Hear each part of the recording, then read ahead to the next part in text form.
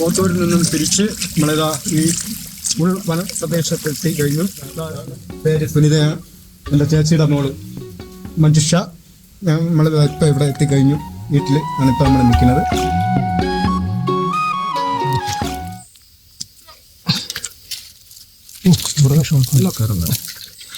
കയറാൻ ഭയങ്കര ബുദ്ധിമുട്ടാണ്.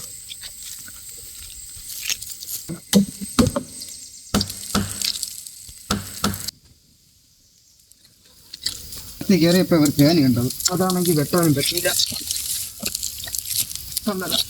വനത്തിനകത്തുള്ള മൂപ്പന്മാര് എല്ലാ പേരും ആദ്യ കാലങ്ങളിൽ എടുത്ത് കഴിച്ച ഒരു കായാണ്. ഇത് പരുവായിട്ടില്ല, ചെറിയ ഇത്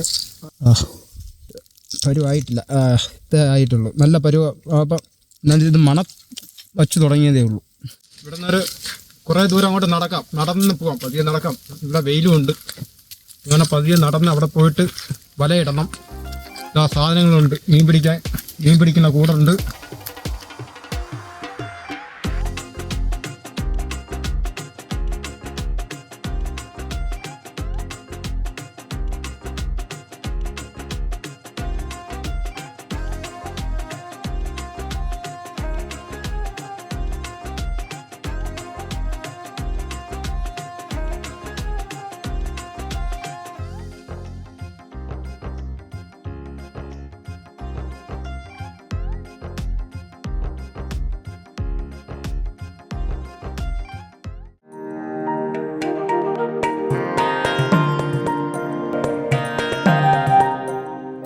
പരണ്ടക്ക, ഇതാണ് പരണ്ടക്ക.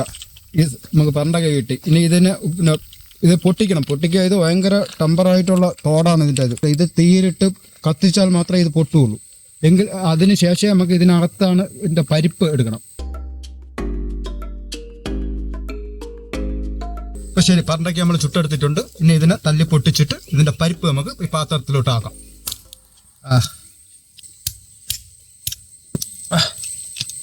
ചുട്ടെടുത്ത് നമ്മൾ കൊച്ചി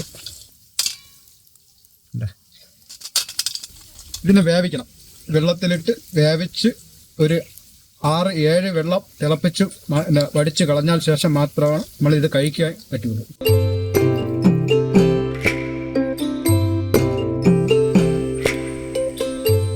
ഇതൊക്കെയാണ് കാട്ടിലെ വിശേഷങ്ങൾ. അടുത്ത പുതിയ വിശേഷങ്ങളുമായി അടുത്ത എപ്പിസോഡിൽ കാണാം.